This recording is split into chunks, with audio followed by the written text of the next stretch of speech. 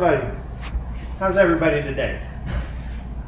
Thanks for joining us for another live session. I'm excited today to be talking a little bit about flowers and different kinds of flowers, especially some whole grain flowers.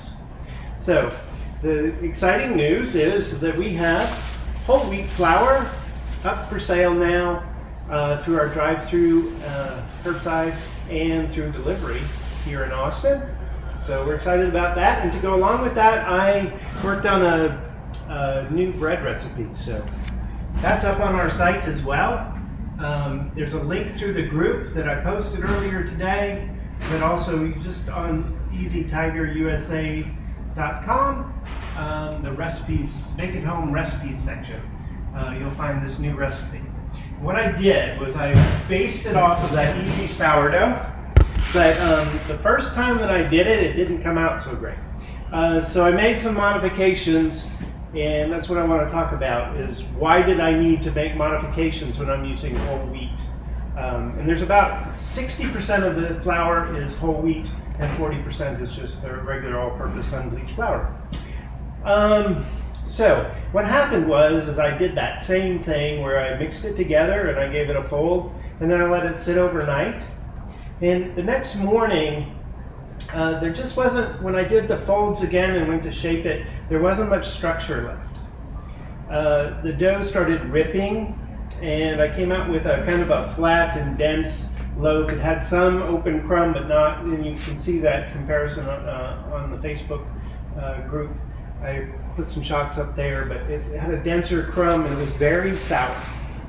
And so, some people like real sour sourdoughs, and I'm not talking about the flavor. What I'm talking about is what that extra acid did to the gluten structure. It started to break it back down. So there was nothing left for me to sort of make that strength, stretch that gluten to make a good rise in the bread.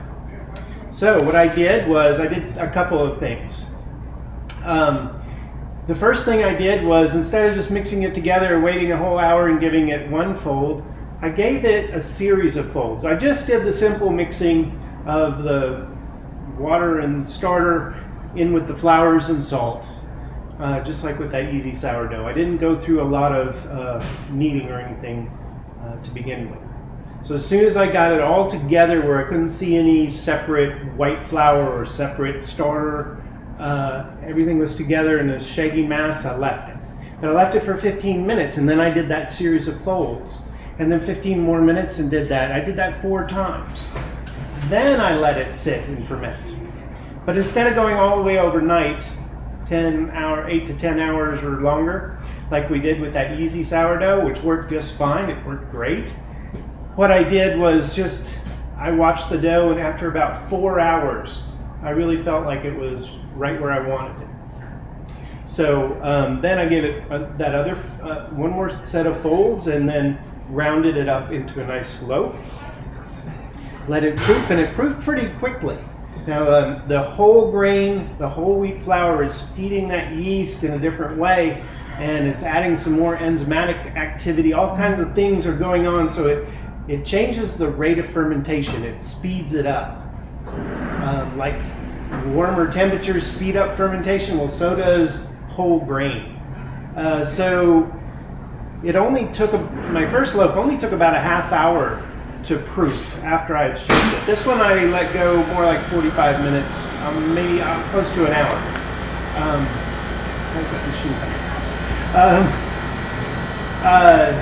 But you can see this one I got a really beautiful rise on today too. And I didn't cheat with this. I did this by hand, and it baked in this Dutch oven. I didn't pull it out of our bread oven, but I was pretty happy with this. Let's cut it open and see what it looks like inside. It's still a little bit warm, but not too bad. Oh yeah. Yeah, I should have waited to cut it, but it's not fun to look at. But because you can see it's just a little bit gummy from when you cut it. It's still not cooled down. That's why you want to let it cool down. If you like warm bread, you should stick it back in the oven after it's cooled down. But anyway, this is a pretty nice structure. I'm happy with that. Louder? Yeah, because our stupid cooler came back on, and I thought it was not going to come on.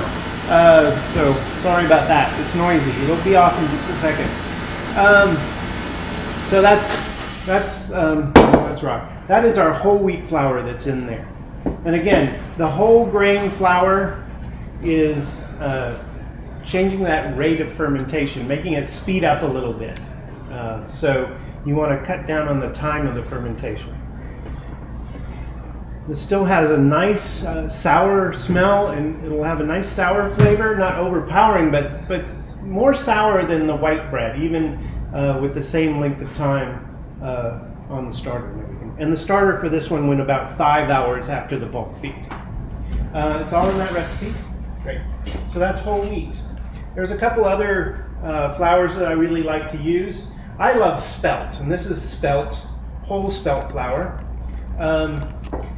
Spelt is an ancestor of wheat. It does have gluten. Some people who have some sensitivity to gluten seem to be able to tolerate spelt better than wheat, but for somebody that really can't have any gluten, spelt is not appropriate. But what I love about spelt is just the flavor. So I always think of rye. This is whole rye, which incidentally doesn't really make bread, doesn't make gluten in the same way as wheat or even spelt, but it does have some of the same proteins in it. So somebody who has celiacs can't eat rye either. It's not a gluten-free flour, although it doesn't really form good gluten in baking. That's a subject for another lesson once we get rye flour up on the site, which will hopefully be within a week or so. Anyway, this is whole rye, and I think of rye as having a real earthy flavor. That's why I love it.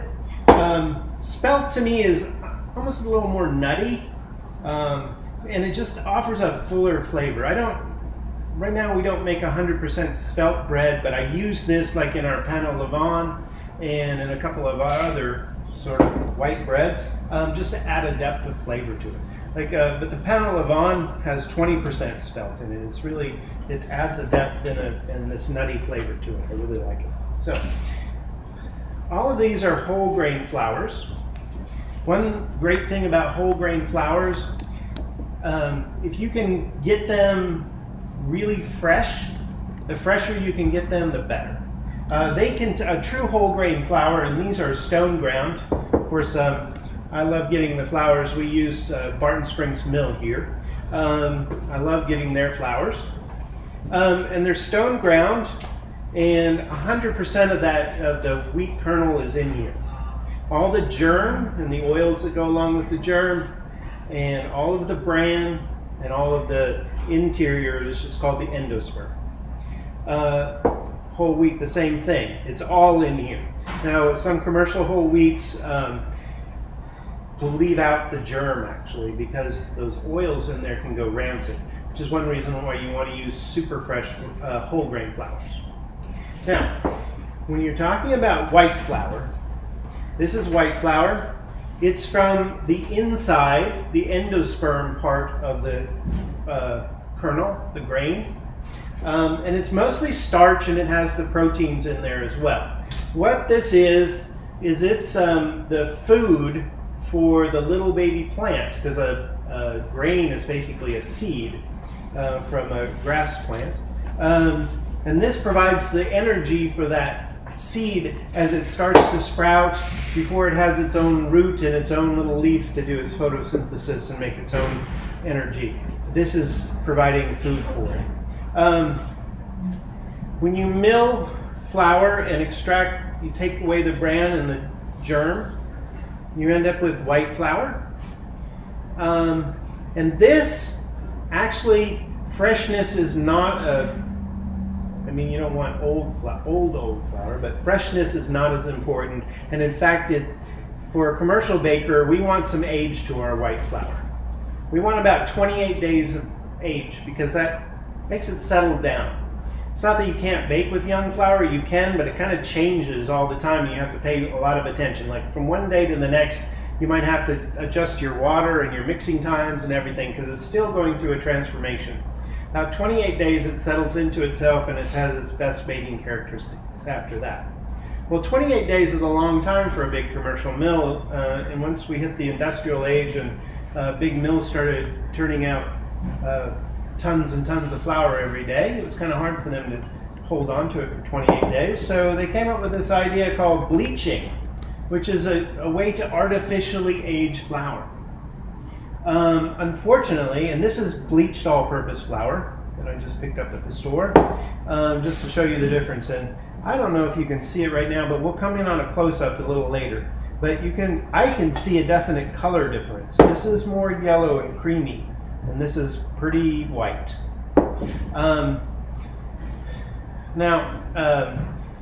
Besides just why would we want chemicals in our food, right? That we don't need. The biggest problem with bleached flour is that it's bleached out, literally bleached out a lot of the flavor. Flavor in white flour is carried in what are called the carotene pigments that are in here. That's what's making it creamy. And there's a lot of flavor carried in there. So if you bleach the flour, you bleach out the flavor. If you, using a high-speed mixer, if you mix this flour too long, it will oxidize. And it will get white, your dough will get whiter, and it will rob it of some of the flavor too. So those of you who have heard of the autolyse method and let your flour and water just sit for a period of time to start to really hydrate well and to help the gluten develop, we use that in our high-speed mixers to shorten the mixing time, because we'll let it autolyse for a while, and that helps develop the gluten before we do our second speed mixing, and then we can shorten that window. Most of our doughs that are autolyse only have about a minute on high speed, just to really firm up the gluten, but not to bring them beyond. They're still a nice creamy color like this, and has that same flavor. So that's the difference between bleached flour and unbleached flour. I saw a little thread on the group earlier today. Somebody was asking if it was okay to use unbleached flour in the dough too. Who had for whatever reason heard that should be using bleached flour for the dough. He knew to use unbleached in the starter, but I would go with unbleached all the way. You don't need bleached flour at all these days. Okay? Bye-bye. So we've had some other questions about so you have your Easy Tiger starter. It's you're feeding it with all-purpose flour, hopefully unbleached all-purpose flour. But what if you want to do it with some other flour? Whole wheat, you can definitely do that. Again, you're gonna change that fermentation rate a little bit. Things will be speeded up, and you'll get a little more acidity if you use the whole grain flour. That's okay. I'm telling you what you're going to get, and if that's something that you want, if you're trying to get a little more sour flavor to your dough, you can use whole grain flour in your starter. It will also help get you there. This is our rye flour. Now this was started with rye flour and has only been fed rye flour. It has a completely different characteristic, and of course it's fermenting rye flour in our rye bread. I do have a recipe in my book that's a whole wheat dough that uses my rye sour to ferment it, and that works really well. It seems to ferment, the rye sour will ferment wheat pretty well. I did do an experiment one day though, a while back, where I was just testing out a different method of making a sourdough from the very beginning. And what I was primarily looking at was this recipe used some grapes to start it out. And so I tried this recipe one time side by side. So one with the grapes and one without, one with just flour and water, because I wanted to see what the grapes were doing or not doing. But the other part of this method in the beginning used all rye flour. After the grapes were done and everything, it was using all rye flour. And then on, I don't know, remember which day, but let's say day 4, switched to all wheat flour, all white flour, or unbleached white flour. Just all of a sudden, just this switch. It was interesting because in the beginning, what I was really looking at was that the grapes versus no grapes, and Sure enough, the one with just wheat and water took off faster, and the one with the grapes was kind of sluggish. That I was kind of expecting, because in my opinion, the yeast that's there with the grapes is interested in the grape juice, in the grapes itself. And it's not very interested in wheat. And the yeasts and bacteria that are good at fermenting wheat, we're waiting for the grape yeast to go away, and then they started to take off. So this one over here took off faster, and this one took a while longer, like 3 or 4 days, and then the grapes were gone and we started feeding just with flour. Eventually this one took off, and then they kind of caught up together. But then there was that switch of all rye flour to all white flour. And that surprised me, because when I start a wheat-based starter from scratch, like the one you have from Easy Tiger, I start with about 25% rye and 75% white flour for the first 2-3 days, because the rye really promotes good fermentation. And then after it's going, then I just switched to all wheat. But when I did all rye to all wheat, there was a 2-day lag.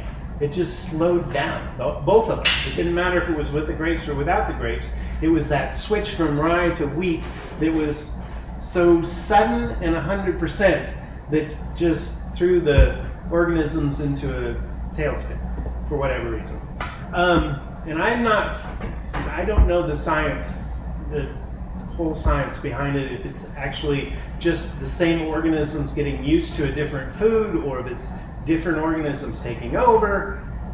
I don't know what's happening on that microbiological level, but I know from experience that change in diet was a shock to it, and it took it a couple days, and then it was fine. Then it took off and did just great. But I've never had that lag time when I'm using just 25% rye to sort of encourage that fermentation in the beginning and then pull that out. That's not a problem, but when I went from all rye to all wheat, there was that lag period. So that was just a very interesting thing that I hadn't expected or thought about very much. So what I'm getting to is, if you do want to transition your starter from white flour to a whole grain, from white flour to rye flour, white flour to spelt flour, all of these changes make very interesting flavors. They're really great. I worked at one bakery where we had a white sour starter and a wheat sour starter, and if you interchange them, I did some playing around there. Could I use the white starter in the whole wheat recipe? Yes, I could. It made fine bread, but it wasn't quite the same. It didn't have the same flavor. So it will change the flavor profile, and it's really a fun thing to experiment with. Once you're really going and you're baking, you want to try something different. You want to try another challenge. Transition, like take your discard one day and use that, transition to a whole grain starter or to a rye starter. But what I would do is I would do it gradually over a couple days. So start out with 75% of this flour, then 25%, then go 50-50, then 75-25, and then all whole wheat. 8 hours between feedings, and you can switch it over. But it'll switch better, I'm pretty sure. I'm positive of that. I know that transition will make it easier. It's kind of like if you have your cat and you want to change foods for your cat, you need to give them just a little bit of the new food and then gradually work it over, or their system just doesn't take it very well. I know this from experience. But the same thing is with the starter. So I would recommend, and then there was some talk on that last weekend when we did that really fun video thing with Camilla. There was some talk about transitioning your starter to a gluten-free flour. And I would do the same thing. And it's not the lack of gluten so much as it's just a transition from one grain to another. So it's not the absence of gluten that's the shock, it's just changing grains. This is my theory. Again, I don't know what's going on microbiologically. I would love to know.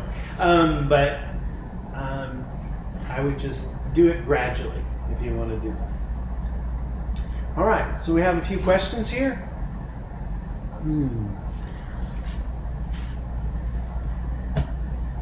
Oh, question about Barton Springs Mill flour and the Rouge de Bordeaux.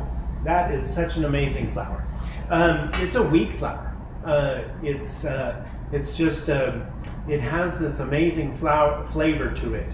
It's I can't even describe it, but it's almost like there's some notes of wine in there, fruitiness to it. It's really good. Same thing. You can transition to any variety of wheat, but it's going from a white flour to a whole wheat flour. You need to do that in a couple steps. Now, if you have his like double O of the Rouge de Bordeaux, where it's sifted out, I would still do it in maybe a couple feedings. But you're going from wheat to wheat. It's not really going from white flour to whole grain. Like I said, take a couple of steps to do it. But if you're going from wheat to wheat, you shouldn't have that much of a transition. Yes, Rita also asked about that transitioning to rye. Same thing. Just do it in over 3 or 4 feedings like that.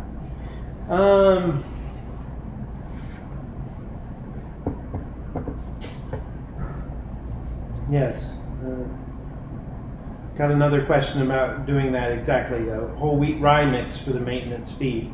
And the starter immediately began to behave differently, was a lot less vigorous, and didn't smell the same. That's exactly what I'm saying. But give it a couple of days, and it will get used to that, and it should get going again. But to ease that transition, just do that rye whole wheat blend, 25% to 75, then 50-50, then 75-25, then all the way over. That's what I would recommend doing. So yeah, and then there's a question about getting more sour tang, and if different flour types will help that.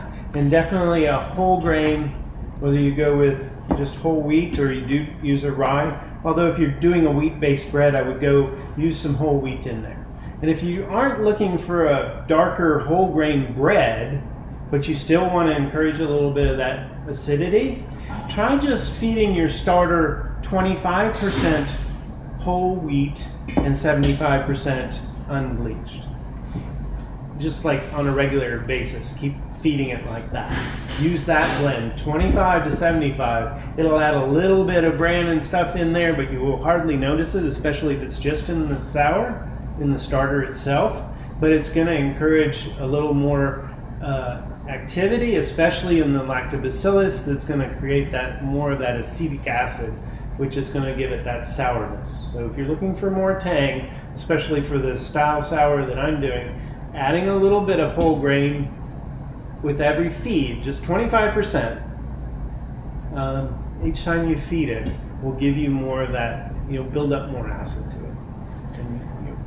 But you won't risk going to so far that you're going to have problems with the dough structure. It'll add that tang, but it won't go so far as to, that was mostly because I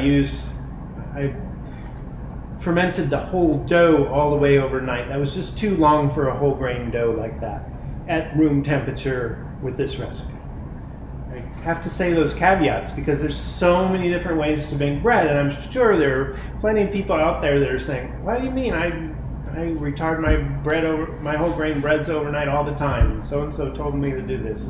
Yes, you can do that. I'm saying that for the recipe I based it on with that room temperature overnight, it was too much with this recipe, with this amount of sourdough and everything. I could have played with a lot of different things. I could have reduced the amount of starter, the proportion of starter that I use, and maybe come out okay. But I chose to make these other little modifications instead. This is just the direction I felt like going with this particular recipe. There are so many elements. There's time, there's temperature, there's the grains that you're using, there's the amount, the ratio of starter to the final dough. All of those things influence what your final product's going to be like. And you can play with those different things in different ways, and you can make adjustments. If something's not working, you can adjust. You should adjust just one thing at a time. I did make 2 adjustments, but I knew what they were going to do. But because I was trying to come up with, I knew what I was going after with this. But if you are just experimenting and playing with different things at home, try one thing different. Try a different temperature. Try a different length of proof. Try a different, instead of 150 grams of starter, maybe use 100 grams, but then let it go a little bit longer. That kind of thing. Those are the fun things to play with. All right, Daphne asks, I've been buying Barton Springs mill flour. Does David recommend buying it and milling it from its whole state at home versus the ground flour they also sell? Do you like other mills too? What's local to Austin? Well, Barton Springs is certainly the only stone ground Austin mill. There is a grist mill up near Waco, but I really love James's flours. If you have a mill at home, that's a great thing, and it's another dimension to your home baking. It's a fun thing to do. James's mill is big. Yours is small. Yours has to turn a lot more times to grind that flour, so it's going to heat it up more. So then that extra heat isn't so great. That doesn't mean that it's not worth doing. It's definitely worth doing. You're doing small amounts. Maybe put your grains in the freezer for a while before you mill them. And you're doing it ultra fresh, and that's a great thing. And it's fun, and it's another dimension to baking. But I wouldn't discourage you from buying his ground flours, because his mill can make the most beautiful flour, and it does it at a slow enough speed that it doesn't heat it up, and he's really dialed it in and gets a really gorgeous flour from his big stone mill.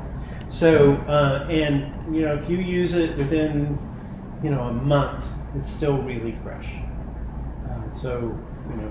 I would encourage you to do both. If you have a mill at home and you want to do your own milling, that's really a great thing.